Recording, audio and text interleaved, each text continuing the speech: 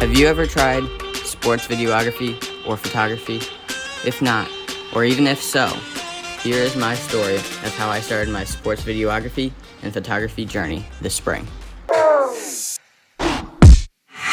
Ever since I was a little kid, I always wanted to be a YouTuber. So I started with YouTube videos, mainly Fortnite. This is where I started a channel called Not Flames. On this channel, I posted Fortnite montages for about 4 to 6 months till I decided that I had enough with Fortnite and I stopped making content for a little while. During this time, I started to take sports more seriously. I ran track and field, as well as played basketball, and I started working out regularly. I did this from the start of the second marking period of my freshman year till, it's still going, but fast forward to the end of my freshman year, I started to get interested in film and photography, and I really wanted to make some short films and so forth, but I didn't do this. I watched YouTube videos about everything I could possibly find about cameras.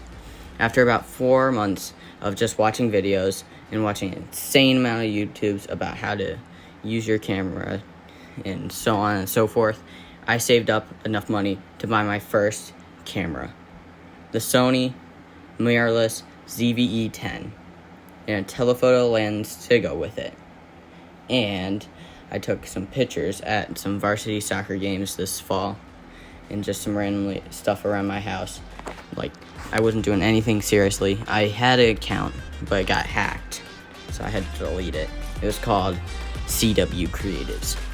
I did this from the start of the second marking period of my freshman year till, it's kind of still going. Fast forward to the end of my freshman year, I started to get interested in film and photography, and I watched literally every single video I could possibly find on anything sports and film and photography and camera related. Like literally everything I could possibly find. I really did not do much film video till probably January this year, but let's get back to it. So I went to some some varsity soccer games. During this time, I also was just taking pictures of trees and squirrels. I actually have a picture of a squirrel on a tree. I'm gonna pop on screen, right here. Okay. Once you see that, now let's fast forward. We did this for a little while. I took pictures at one of my basketball games, varsity basketball games, and it was because I didn't know what to do because I was cranked up to 16,000 ISO at one point because I was shooting at 1/2000 shutter speed, which is more than I need for basketball. Probably only go 150 in the future, but that was the only game I was able to get to all year long. So then I went to a wrestling match. Okay, it's about the same thing, but I got a really cool grade on some of those pictures. It was super, super blue, and I really liked it. It was a very stylized picture, but still, it was one of the sharper things because I used my 50 prime. And also, at this time, I started watching some YouTube videos about Daniel Schiffer. I think that Schiffer is how you pronounce it. Well, anyways, I'll throw the channel up right now. See it? Done. Okay. Then, he's really into B-roll and, coffee and, food-themed videos of, you make a chocolate milk. I'll roll a short clip of what I made.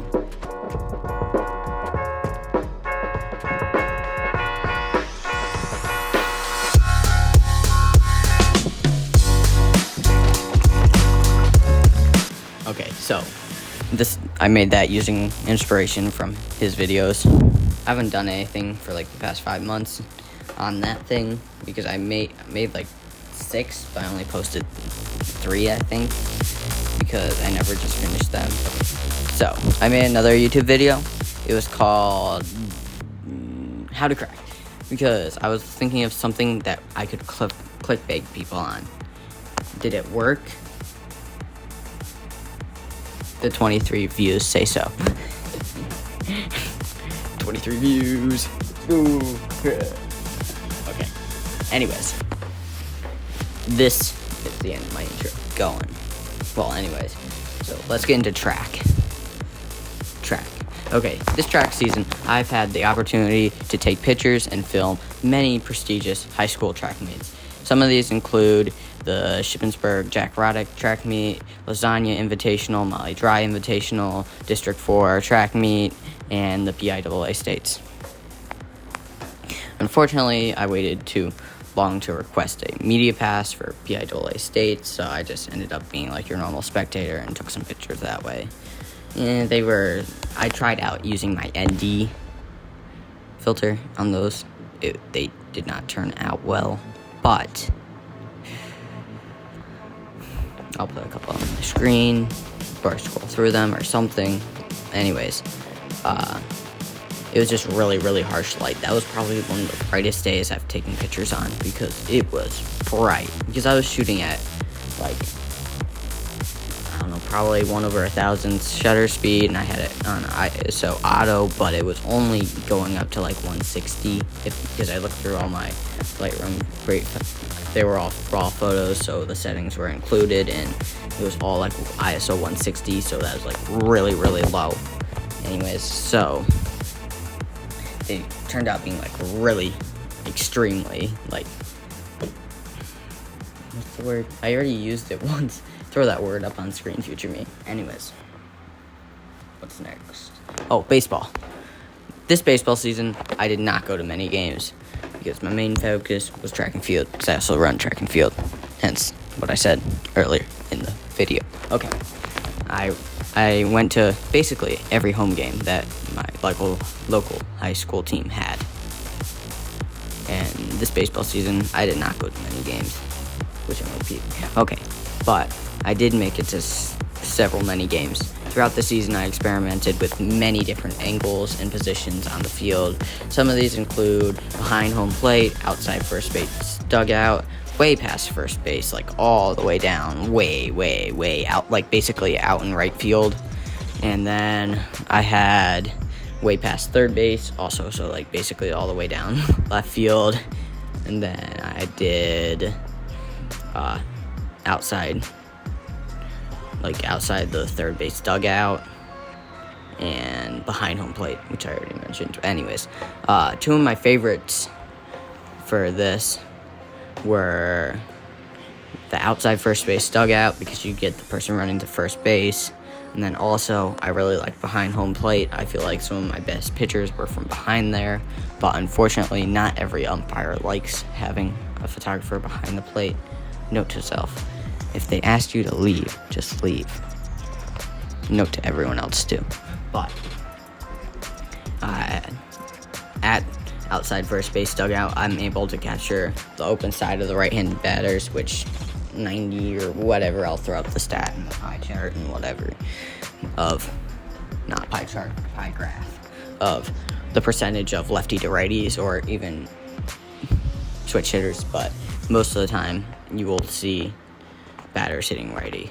So, and even if they hit lefty, you can still get like their follow through shot, like when they're all the way back here after the hit, so like they go through, I'm a lefty, and they come back here, and like since like you can still see like the side profile of their face like this, and then like the bat like this. Something like that. Anyways, now you can also get from there, you can also get the pitcher. Most righty pitchers looks really, really good. I love that. I also tried some horizontal, like normal, you just get the pitcher, the ball, and maybe like 2 feet after it releases, right? But this year I also tried to, what did I try to do? Oh, this year I also tried to, I did a horizontal variation where I shot really, really wide, and then I would focus on the catcher, and then when they pitched, it would be like all out of focus. And then you could also focus on just the pitcher, so the ball and the catcher were out of focus, and then like you could see them catching the ball. I feel like that was some of my favorite shots.